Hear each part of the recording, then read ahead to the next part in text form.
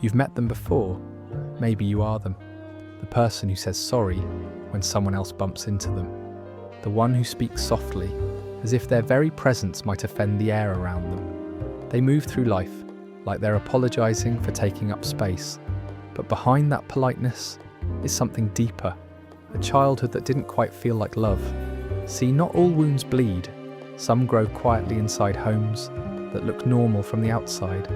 Dinners on the table, lights always working, grades pinned proudly on the fridge. But the air was cold in other ways. No one asked how you felt. No one noticed when you went quiet.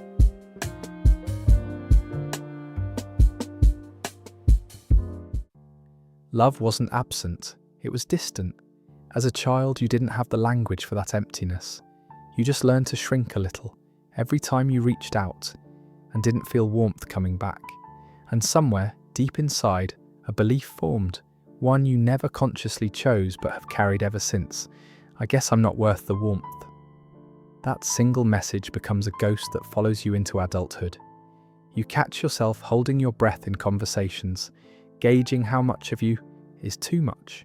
You smile when you want to cry, you make yourself small, because once upon a time, being invisible felt safer than being ignored. And here's the cruel beauty of it. You grew up thinking that love was something you had to earn, by behaving, achieving, pleasing.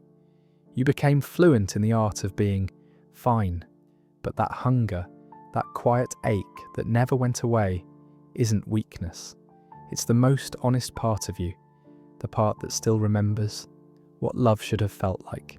That ache is the echo of your younger self, standing outside a warm house in winter, hand on the window, watching everyone else belong. And even now, decades later, you can still feel that cold. Imagine being a child who learns that love isn't safe. Maybe your parents didn't yell or hit. Maybe they were just absent, not gone, but emotionally unreachable. You'd walk into a room hoping for eye contact, a smile, some sign that you mattered. But what you got instead was distance, a distracted nod, a tired sigh, a not now. So your brain, this beautiful survival machine, adapted. It built a rule book for how relationships work. That rule book becomes what psychology calls your attachment blueprint. It's invisible, but it decides everything. Who you fall for, how you react when someone gets close, how you handle conflict, even how you love yourself. If love wasn't safe back then, your nervous system never forgot. Now when someone says, "I love you," part of you flinches. You want to believe them? You do. But another part whispers, "Careful. They'll leave when they see the real you." And so you test them. You pull away first. You joke at the wrong moment. You sabotage the peace before it can collapse on its own.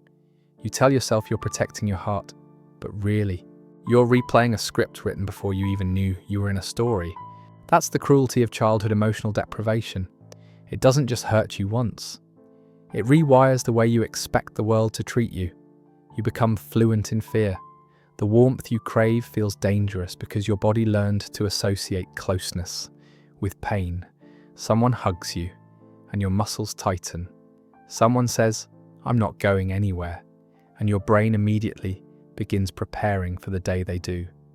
This is how early love, or the lack of it, becomes the architect of your adult life. You might tell yourself, "I'm just not good at relationships," or "I like my independence," but often that independence is armor. It's freedom forged from fear. You learned that needing people got you hurt, so you stopped needing. You became the caretaker, the problem solver, the one who never asks for help. People call you strong, and you wear that word like a medal, though it's really a shield. Because deep down, you remember what happened the last time you reached out, and no one came. That's the paradox. The people who seem most self-sufficient are often the ones who grew up starving for affection. They learn to become their own parent, their own comfort, their own rescuer. And while that skill kept them alive, it also keeps them alone. If you've ever wondered why love makes you anxious, why you crave closeness but panic when it arrives, this is why. Your nervous system isn't confused, it's cautious. It remembers the winter of your childhood, the the cold lessons of unmet needs. But here's something no one tells you. That blueprint isn't permanent. It's just old. You drew it with the tools you had at 5 years old, tiny hands trying to understand why love felt so inconsistent. And now, as an adult, you get to redraw it. You get to teach your body that love doesn't have to burn to be real, that not everyone will leave, that intimacy isn't exposure, it's safety. It takes time, yes, it takes patience, but every time someone shows you kindness and you let yourself believe it, you're rewriting the old code, one heartbeat at a time. You're not bad at love. You just learned love in a house where it wasn't spoken fluently. And you can learn again. There's a certain pride that comes with being the one who never asks for help, the one who gets things done, the one everyone else leans on but never leans back. You tell yourself it's strength, maturity, control. You've built a reputation for being low maintenance, unbothered, independent. But deep down, there's a truth you don't say out loud. All that independence was born from disappointment. You didn't choose to stop needing people, you learned to. Because at some point in your childhood, reaching out became dangerous. You'd ask for comfort and get silence. You'd cry and be told to stop being dramatic. You'd hope for softness and be met with stone. So you adapted. You built armor out of self-sufficiency. You stopped expecting warmth and started earning survival. When no one came to pick you up, you learned to walk alone, even on broken feet, and the world applauded you for it. So mature for your age, so responsible. They never saw that behind every compliment was a tiny grave, a burial site for your need to be cared for. That's how emotional neglect hides in plain sight. On the outside, you look like the strong one, the helper, the fixer. Inside, you're exhausted. You give and give until your bones ache because you don't know another way to matter. When your worth was never mirrored back to you as a child, you start defining it through usefulness. If you're not needed, you fear you're not loved. And here's the thing, independence isn't the enemy. It's the origin that matters. When it's born from choice, it's freedom. But when it's born from survival, it's armor. And armor, no matter how polished, still weighs you down. You tell yourself you're fine alone, but you still ache when no one checks in. You brush it off when people forget your birthday, saying, "It's no big deal," while a quiet, familiar sting blooms in your chest. The same one you felt as a child, when no one noticed you'd been crying. You've mastered self-reliance so perfectly that even love feels like a threat. Someone tries to take care of you, and your body tightens. They offer to help, and you feel insulted, almost angry, because accepting care feels like admitting weakness. You've spent your entire life earning safety through control. Letting someone in feels like handing them a weapon. But here's the heartbreaking irony. The armor you built to protect yourself from pain is now the very thing keeping love out. You crave connection, but your defenses translate it as danger. You want someone to stay, but you won't let them see you need them to. So you keep being fine. You keep being the strong one. You keep smiling with tired eyes and saying, "Don't worry about me," because in your world, vulnerability was never rewarded, it was punished. But imagine this, what if independence didn't have to mean isolation? What if you could still be capable, still be strong, and also be held? What if you didn't have to earn rest or care or love? Because the truth is, strength was never supposed to mean silence, it was supposed to mean resilience, the ability to open your heart again, not close it forever. You are allowed to be both, capable and cared for, strong and soft, independent and still human.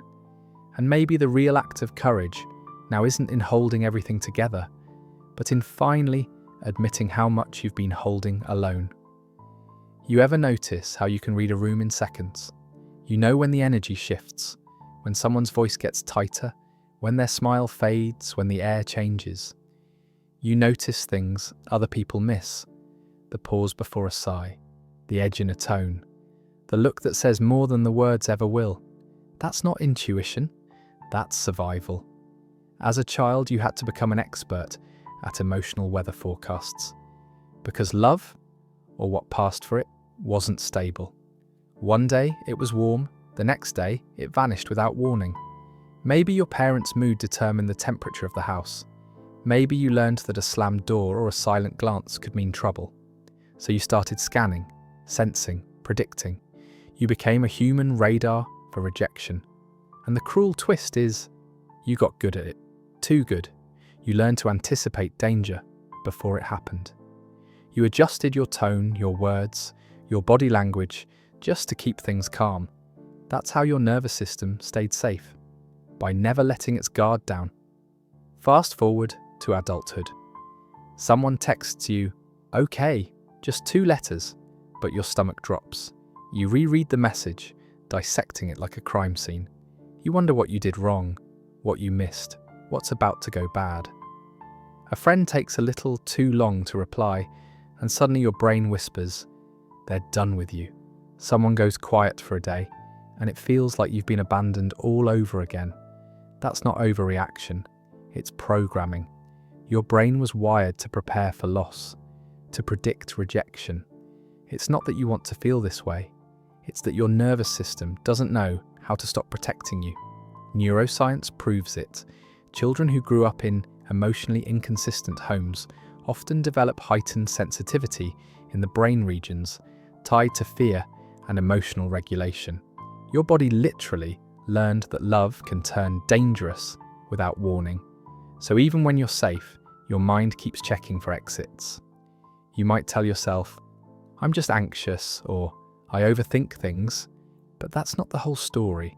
You're not just anxious, you're alert, hyper alert. You've been on duty your whole life, scanning for signs that the people you love might leave. And here's the tragedy hidden inside the skill.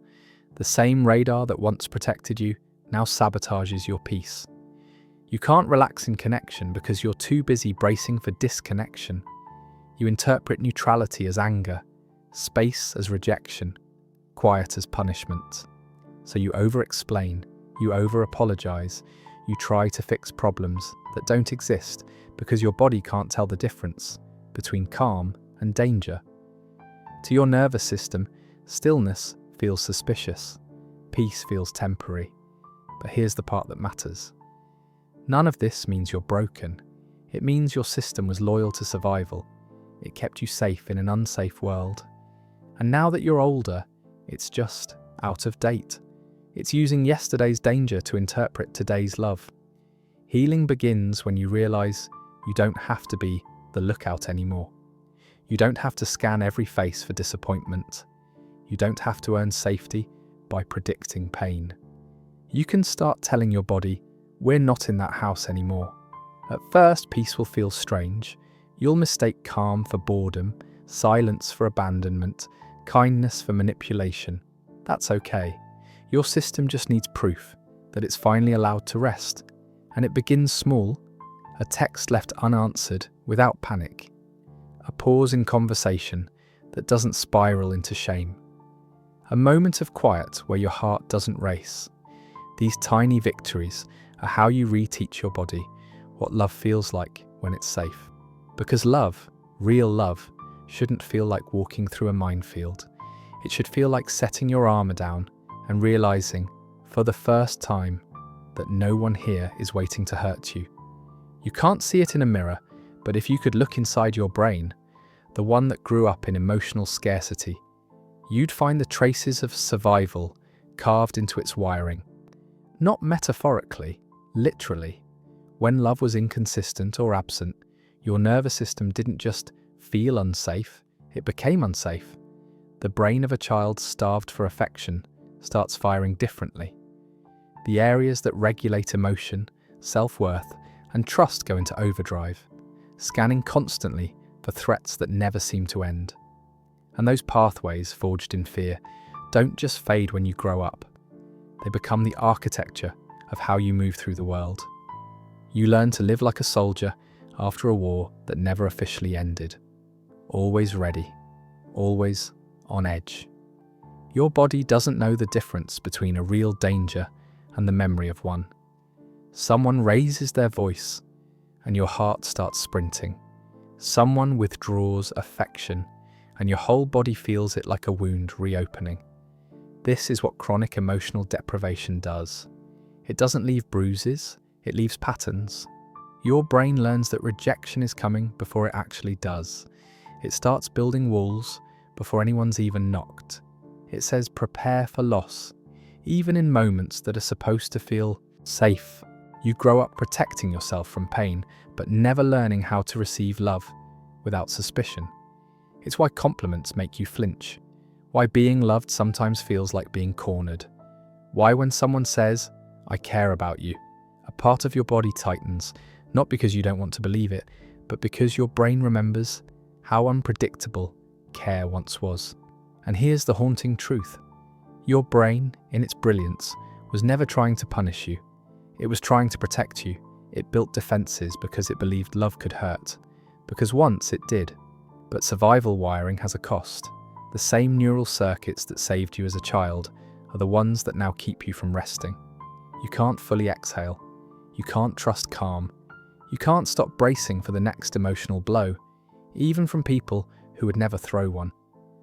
The good news, and yes, there is good news, is that the brain never stops learning. It's not frozen in the past, it's plastic. That means change is possible.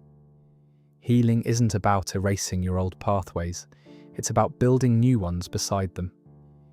Each moment of safety, each small act of kindness that doesn't demand performance sends a quiet signal to your nervous system. This is different now.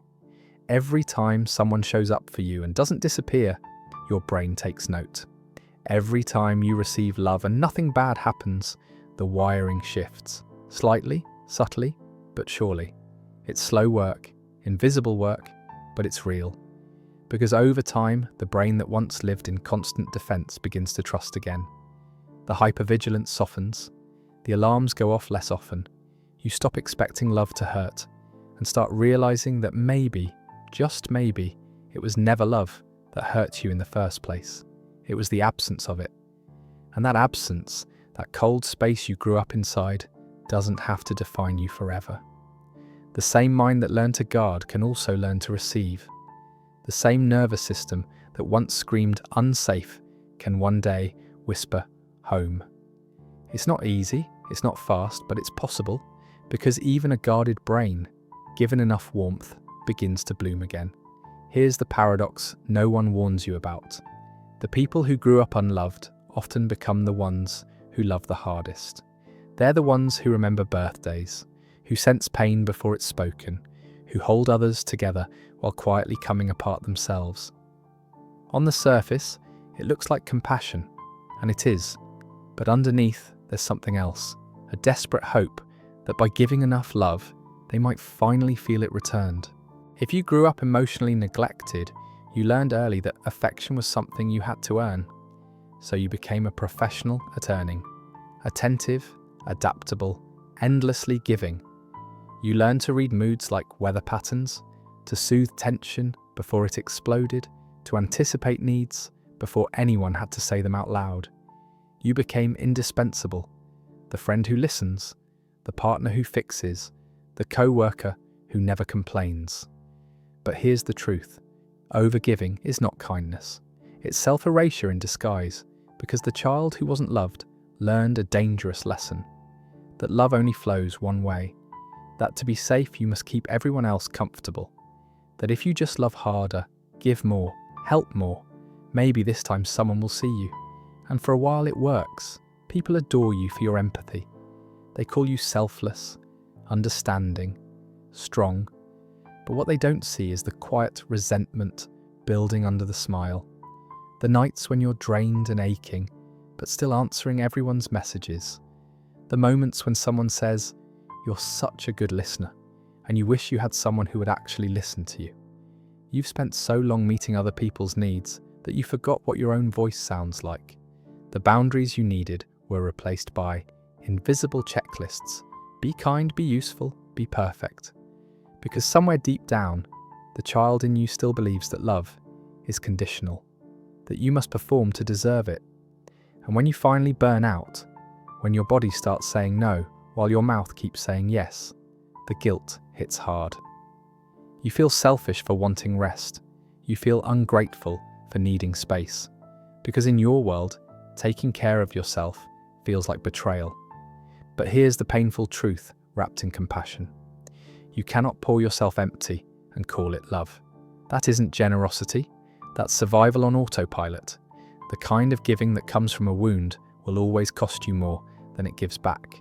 What if, instead of constantly proving your love, you started protecting it? What if you began offering to yourself the same care you've spent your life giving away? Because the irony is, the people who grew up without love often carry the deepest capacity for love. You've seen what cold feels like. You know the weight of silence. You understand, in your bones, what it means to go without warmth. That's why your love is powerful, but it shouldn't be painful. You don't need to keep earning what you've always deserved. You don't have to save everyone just to justify your existence. You don't have to fix the world to prove you're worthy of being in it. The love you've been giving away so freely, you can let it come home to you. And that isn't selfish. That's balance. It's the first real taste of love that doesn't cost you your peace. Every child who grows up unloved eventually stumbles upon the same impossible question. Why? Why didn't they hold me? Why didn't they see me? Why didn't they love me the way I needed them to? But here's the thing. A child's mind can't handle the truth that love might not be guaranteed. That sometimes the people who were supposed to care for you were too broken, too busy, too cold to notice you needed warmth. So your brain, desperate to make sense of it all, does the only thing it can to survive. It turns the blame inward. It must have been me. That single thought becomes the foundation of your self-concept. You start to believe that you are the reason affection faded, the reason anger flared, the reason they pulled away. You learn to see yourself not as unlucky, but as unworthy. Because it's safer to believe I caused this than to face the unbearable reality that you are innocent and still unloved. So you adapt, you polish your behavior, your tone, your personality. You perform, you study people like puzzles, trying to figure out which version of you they'll love. You learn to be pleasing, not authentic, not honest, but safe. And when someone finally walks away, you don't get angry, you get ashamed. Because somewhere inside, you still think you could have done something differently. That's the core wound of the unloved child. Not abandonment itself, but the story they wrote about it. If I had been better, they would have stayed. It follows you quietly into adulthood. You overwork yourself at your job, terrified of disappointing anyone. You chase relationships where you're always the one trying harder. You apologize for things you didn't do. You over-explain your pain as if needing compassion requires justification. You mistake self-blame for responsibility, but they're not the same. Responsibility heals, self-blame imprisons. And the cruelest part? You keep chasing people who mirror the same emotional distance you grew up with. You're drawn to the familiar ache, not because it feels good, but because it feels known. You keep trying to win from them the love you couldn't win back then. A psychological rerun, where you hope this time the ending will be different. But it never is. Because the truth you've been avoiding, the one that both hurts and frees, is this. It was never your fault. You weren't unlovable. You were unprotected. You weren't too much. You were too alone. You weren't the reason they couldn't give love. They were the reason you had to learn to live without it. And here's where the real healing begins.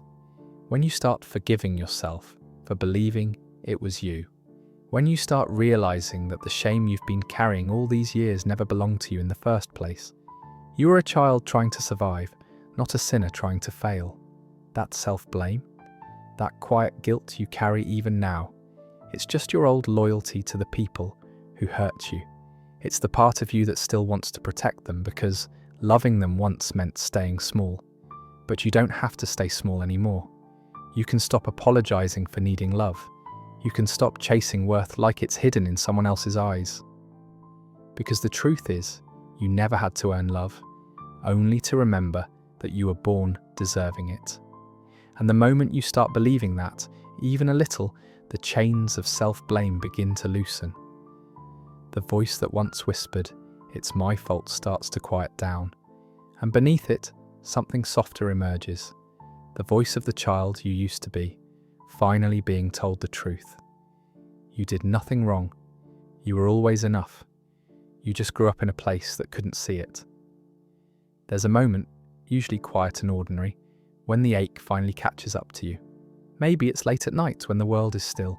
Maybe it's after another day of doing everything right and still feeling like something's missing. You sit there, staring into the soft glow of your phone or the ceiling, and it hits you, the emptiness. That strange, dull weight sitting in your chest like fog. For years you've mistaken that emptiness for proof that something's wrong with you. You've told yourself you're too sensitive, too emotional, too needy. You've called it weakness. You've tried to fill it with work, achievements, relationships, distractions. Anything to drown out the quiet echo that says, "I'm not enough." But here's what no one ever told you. That ache isn't proof that you're unlovable. It's proof that you were wired for love. The human brain literally needs warmth and connection to develop. Emotional attunement, eye contact, affection. Someone saying, "I see you and you matter," isn't luxury. It's oxygen. When it's missing, the body remembers. The nervous system keeps scanning the world, asking, "Is it safe to be me yet?" So the ache you feel isn't brokenness. It's a message. It's your mind's way of saying, something essential was missing, and I still need it. It's the echo of every hug you didn't get, every conversation that ended before you were heard, every moment you needed comfort but were met with distance. Think about that. The emptiness isn't a void, it's a signal, a compass pointing toward what you deserved but never received. The problem is, most of us spend our adult lives trying to silence that signal. We build our lives around avoidance. We overwork, overgive, overthink, overperform. We chase people who remind us of our past, hoping this time the outcome will be different. We mistake exhaustion for purpose and validation for love. We tell ourselves we're fine, that we've moved on. But the truth is the ache never leaves until it's finally acknowledged. The healing begins when you stop running from it. When you sit down with that emptiness and say, "I hear you." When you stop treating it as an enemy to conquer and start treating it as a younger version of you that still wants to be seen. You don't fix this kind of ache with logic. You heal it with gentleness. You heal it by giving yourself the love you once begged for. By learning to receive without guilt. By letting someone's kindness in without assuming it's transactional. By letting silence exist without deciding it means rejection. And yes, it feels foreign at first because when love has always been unpredictable, safety feels suspicious. Intimacy feels like exposure. Peace feels like waiting for the fall. But every time you stay, every time you let comfort exist without questioning it, you're rewiring your brain. You're teaching your nervous system that it doesn't have to brace for impact anymore. Because love isn't something you earn. It's something you remember. It's not a prize, it's your nature. You came into this world built for connection. And the ache you feel now is proof that your body still remembers what that connection should feel like. So instead of asking, "Why can't I get rid of this emptiness?" try asking, "What is it trying to tell me?" Because underneath that ache isn't a void, it's a map, a direction pointing you back to yourself. The truth is, you were never asking too much. You were just asking the wrong people, the ones who couldn't give what you needed because they were still starving too. But now, as an adult, you have something you didn't back then, the power to give yourself what was missing. So the next time that ache rises, don't smother it, don't run, sit with it, breathe, let it speak. Because that hollow space isn't proof of your brokenness, it's proof of your capacity. The capacity to love deeply, to feel fully, to hope relentlessly, even after all the disappointment. That ache is your reminder that you still believe in love. You still want it, you still remember it, and that means, even after everything, it's still alive in you. You are not empty, you are unfinished, And maybe, just maybe, the ache isn't something to get rid of. It's something to listen to until it leads you home. When you've spent your life mistaking chaos for connection, calm feels suspicious. Stillness feels like waiting for something to go wrong. Peace isn't comfort, it's confusion. You find yourself stirring up tension just to feel normal again, because somewhere in your wiring, love has always been tangled up with anxiety. That's what happens when your earliest blueprint for love was written in uncertainty. Your body learned that affection could vanish without warning, that happiness always had a price. So now, when you finally meet someone who's steady, who's kind, who loves without conditions, your nervous system panics. You think, this can't be real. You wait for the storm, because storms are what you understand. But here's the turning point. You can teach your body that calm doesn't mean danger. You can literally rewire the parts of your brain that still expect love to hurt. Psychologists call this process earned security, the slow transformation that happens when you expose your nervous system to consistent safety, one experience at a time. It starts small. You let someone do something nice for you without assuming they want something in return. You resist the urge to apologize when you haven't done anything wrong. You sit in silence without rushing to fill it with reassurance. These moments don't look like healing from the outside, but they're monumental on the inside. They're your body learning that it doesn't have to brace for loss anymore. At first, you'll feel restless. The peace will itch. You'll want to fix something, chase something, feel something. That's the addiction to adrenaline, the emotional residue of a childhood wired for unpredictability. Your mind will whisper, this is too quiet, something's off. But this time, instead of running, you can pause. You can tell yourself, this stillness isn't emptiness, it's safety. That single sentence is revolutionary, because it redefines what love feels like. It changes the way you see peace, not as boredom, but as the absence of threat, the absence of needing to prove, to perform, to panic. As you practice earned security, you start to notice subtle shifts. The silence that used to scare you starts to soothe you. You stop over-explaining. You stop mistaking inconsistency for passion. You stop confusing being needed with being loved. You begin to crave softness instead of intensity. And then something extraordinary happens. You begin to trust yourself, not just in your choices, but in your feelings. You realize that love isn't supposed to feel like holding your breath. It's supposed to feel like exhaling. Peace stops being foreign. Stillness stops being scary. Safety stops feeling like a trap.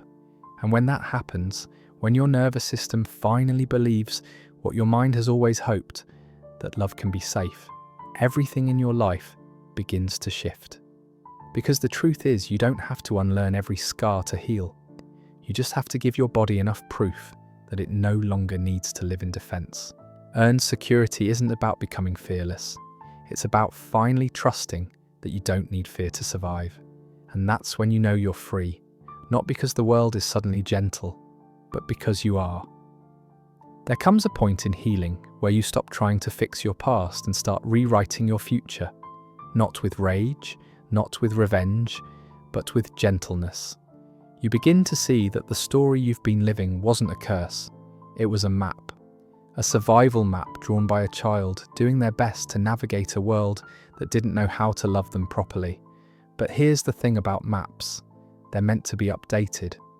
You were taught to travel through life by following the routes of fear. Don't need too much. Don't speak too loud. Don't trust the quiet. And for years, those rules kept you safe. But now, they just keep you small.